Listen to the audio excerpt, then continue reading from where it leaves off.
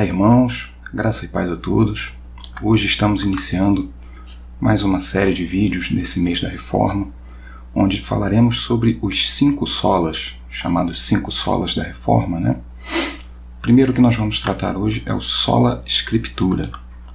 Antes de nós entrarmos propriamente dito no estudo do sola scriptura propriamente dito, nós vamos fazer uma breve introdução sobre esse assunto, por conta de, alguns equívocos que muitas vezes a gente vê.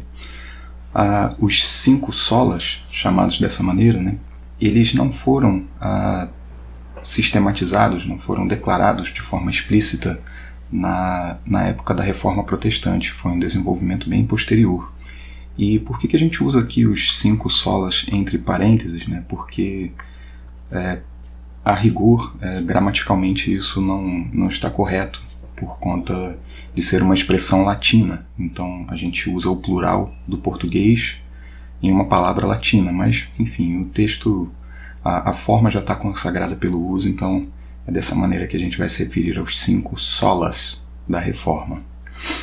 E o surgimento desses 5 solas, né, foi em 1996, em uma conferência protestante entre várias denominações reformadas e luteranas, e grandes nomes como Sproul, John MacArthur, Michael Horton, Albert Moller Jr., Alistair Begg, David Wells e muitos outros, né, James Boyce, presbiteriano, e muitos outros. Essa conferência gerou ao final a chamada Declaração de Cambridge.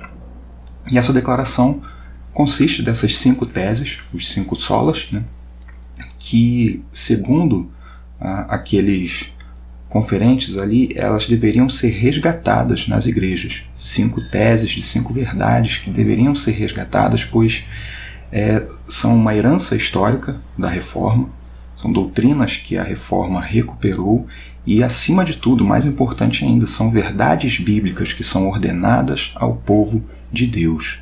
E essas 5 teses são 5 somentes. Seria essa aí a tradução direta do termo sola, né? Somente. E são as seguintes: somente a Escritura, somente Cristo, somente a graça, somente a fé e glória a Deus somente. Então, nessa série de vídeos nós trataremos basicamente dos aspectos de o que são, veremos o que é cada um desses solas, o que a Bíblia fala sobre cada um deles, qual a necessidade deles, e veremos também o texto da Declaração de Cambridge a respeito de cada um. Iniciando nosso estudo do sola scriptura, somente a Escritura. A Bíblia Sagrada, ela é a palavra de Deus inspirada, escrita, transmitida, preservada e pregada sob o agir do Espírito Santo. Então, tudo aquilo que nega a Bíblia Sagrada está indo de encontro a esse princípio, a essa verdade, a essa tese do sola scriptura. E a Bíblia Sagrada, ela teve esse cuidado, desde a inspiração até ao registro da escrita, até a transmissão, a preservação, apesar das inúmeras tentativas de se extinguir a pregação, a divulgação da palavra de Deus, e também na pregação, na mensagem, na ministração da mensagem da palavra de Deus. Tudo isso nós vemos o agir do Espírito Santo dirigindo a Bíblia Sagrada, esse grande pilar da própria, digamos assim, da própria religião, do que é o efeito da Reforma, enfim. A Bíblia Sagrada, ela é a base, ela é a essência. E é a única fonte de revelação escrita da palavra de Deus. Deus não deixou nada escrito que fosse revelado com a mesma intenção fora da Bíblia Sagrada. Não, nós cremos que a Bíblia Sagrada, ela contém toda a revelação que Deus deixou escrita e entregou ao homem.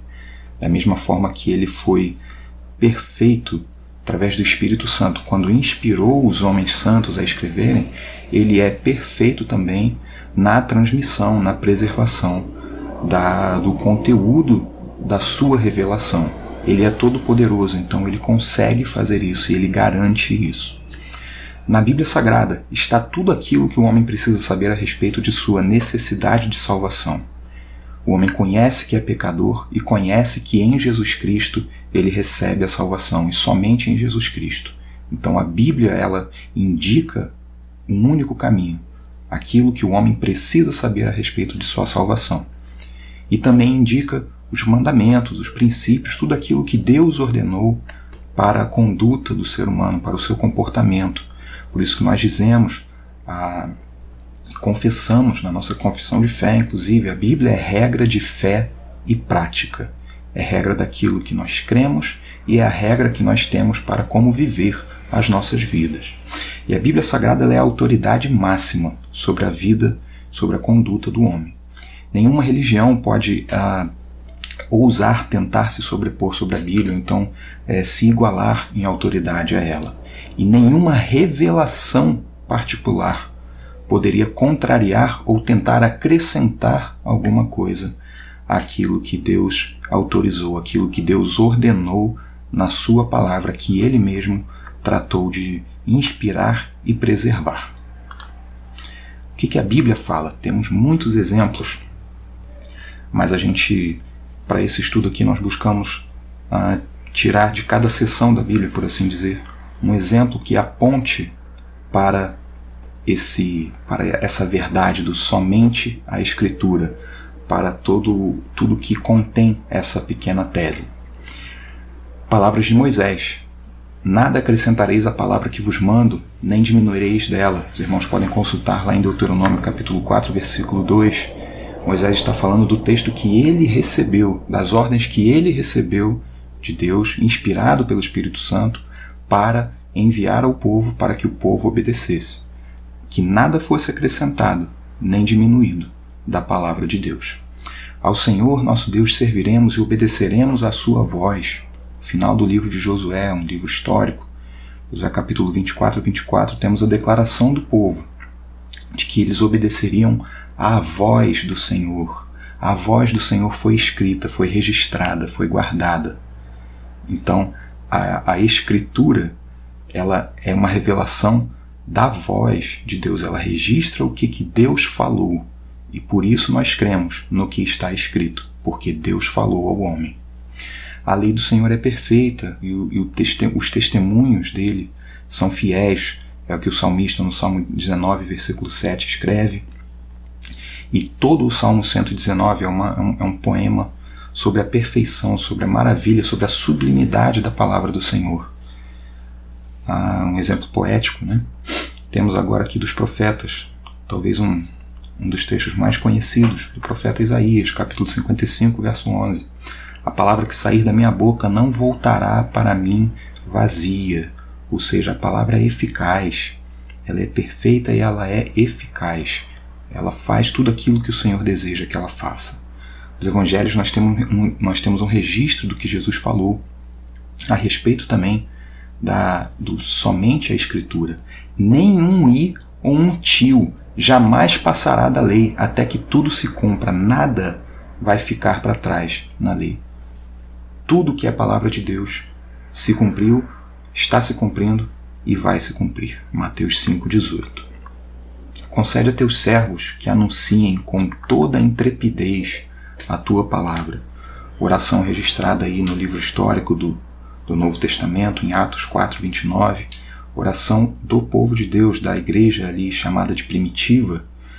O desejo deles, o pedido deles era que anunciassem intrepidamente a palavra, a Escritura, aquilo que Deus revelou, que deve ser pregado com o auxílio do Espírito Santo. A oração era essa, que Deus concedesse a eles a intrepidez, a coragem para anunciar aquilo que Deus revelou.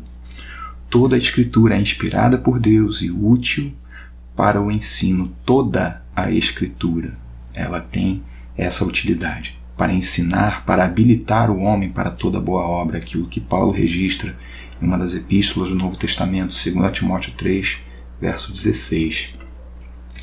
Por fim, temos registro no livro do Apocalipse, mais uma vez, palavras de Jesus para a igreja. Tens pouca força, entretanto, guardaste a minha palavra. aquilo que é voz de Deus para o ser humano. Jesus falou a respeito daquela igreja nesses termos, de certa forma elogiando mesmo, pois apesar da pouca força, guardaram a palavra, o registro daquilo que Deus falou e transmitiu ao povo. A necessidade do sola escritura, meus irmãos. Quantas vezes nós não vemos pregações que elas revelam uma preferência pessoal do pregador, ao invés de expor aquilo que a palavra de Deus de fato diz. Isso não é, digamos assim, exclusividade dos nossos dias, mas desde antes da reforma, inclusive, já muito se via esse tipo de fala, e até a própria Escritura, ela alerta contra esse tipo de ação. Aquela pessoa que, ao invés de pregar fielmente a revelação da palavra de Deus, o que a Bíblia está registrando ali, que é a palavra de Deus, ela inicia a sua fala já tendo uma preferência pessoal no coração, já tendo uma mensagem própria que ela quer pregar, e aí muitas vezes ela usa a Bíblia para tentar justificar as suas vontades. Ela faz o caminho inverso. A Bíblia é a palavra de Deus eterna. Ela serve para transformar o ser humano. Muitas vezes se faz isso pelo caminho errado, né? Além disso, vemos por aí ensinos que ignoram algumas partes específicas do texto sagrado, né? Seja por pura ignorância mesmo, por desconhecimento, ou seja de propósito, por conveniência. E o problema disso é que você omite a totalidade da revelação. Lembre-se do texto que lemos aqui. Toda a Escritura é inspirada por Deus. Não apenas as partes que eu mais gosto, não apenas as partes que mais me agradam. Um dos legados da Reforma foram as traduções da palavra de Deus para os idiomas que o povo falava. Começando ali no inglês, com Tyndale, no alemão, com Lutero, e daí para frente a maioria dos grandes idiomas ali da Europa foram tendo, ao longo dos anos subsequentes da Reforma, uma tradução da Bíblia no seu próprio idioma, de forma que o povo tivesse acesso. Durante muito tempo, houve a omissão do texto bíblico para o povo por analfabetismo, ou então por haver o texto apenas no latim, ou então apenas no grego, como era comum no caso. Então você tinha aí um grande problema para que a totalidade da palavra de Deus estivesse aí realmente disponível e sendo pregada e sendo transmitida e levada aí aos quatro cantos. Mais um caso que mostra a necessidade do sola escritura são as tentativas de aumentar a autoridade de uma igreja ou de alguma denominação ou de um indivíduo para que ela seja equiparada ou até supere a autoridade da palavra de Deus. O certo é que nós tenhamos aqui a autoridade da palavra de Deus e todo o resto aqui embaixo. As autoridades constituídas por Deus, seja dentro ou fora da igreja, estão todas debaixo da autoridade da palavra. O que se tentava fazer na época da Reforma era que muitas vezes a palavra de Deus estava aqui e você colocava a autoridade da igreja não somente equiparada, mas lá em cima. E ainda hoje, às vezes de maneira explícita, às vezes de maneira velada, mas ainda existe esse tipo de tentativa. O ensino de doutrinas também, coisas que não fazem parte da revelação da palavra de Deus, mas que são transmitidas como se fossem autoritativas. A pregação das indulgências na época da Reforma é um caso disso. Você dizer que vai salvar a alma de alguém do purgatório, que é uma invenção humana.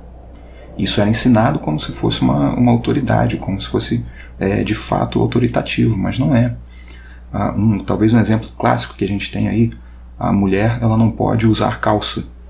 Isso, em alguns lugares isso é ensinado como se fosse aí com um peso de doutrina.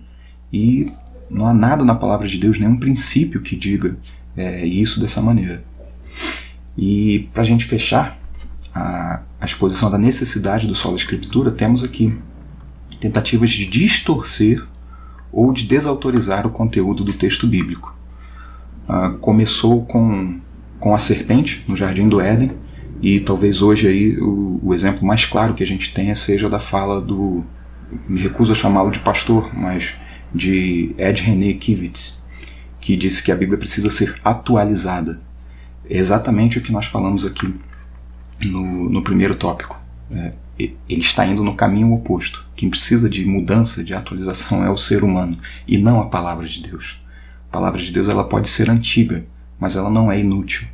Ela pode ser antiga, mas ela jamais ficaria desatualizada. Ela é eterna. Ela começou e, enfim, antes do ser humano vai terminar e nunca vai passar. Jesus falou isso, deixou isso muito claro. E cabe ao ser humano buscar se adaptar à palavra de Deus. E nunca, jamais, o contrário. Então nós temos aqui uma grande necessidade na época da Reforma. Temos uma necessidade nos dias de hoje e precisamos entender e conhecer essa verdade e aplicá-la na nossa vida, porque ela vem da própria palavra de Deus, que se define, que se declara como inerrante, e a realidade exemplifica claramente isso. Temos aqui, para nós encerrarmos o nosso primeiro estudo dessa série, o texto da Declaração de Cambridge a respeito do Sola Scriptura. Vou ler para os irmãos e a gente encerra por aqui nosso estudo, com o desejo de que o Espírito Santo renove na sua igreja o amor e o zelo pela pregação fiel da palavra de Deus, e que nos transforme a cada dia para que nós possamos beber dessa fonte maravilhosa que é a palavra eterna e perfeita do nosso Deus. Reafirmamos a Escritura inerrante como fonte única de revelação divina escrita, única para constranger a consciência. A Bíblia sozinha ensina tudo o que é necessário para a nossa salvação do pecado e é o padrão pelo qual todo comportamento cristão deve ser avaliado. Negamos que qualquer credo, concílio ou indivíduo possa constranger a consciência de um crente, que o Espírito Santo fale independentemente de ou contrariando o que está exposto na Bíblia, ou que a experiência pessoal possa ser veículo de revelação. Que Deus assim nos ajude e abençoe a viver e entender essa verdade revelada na sua palavra.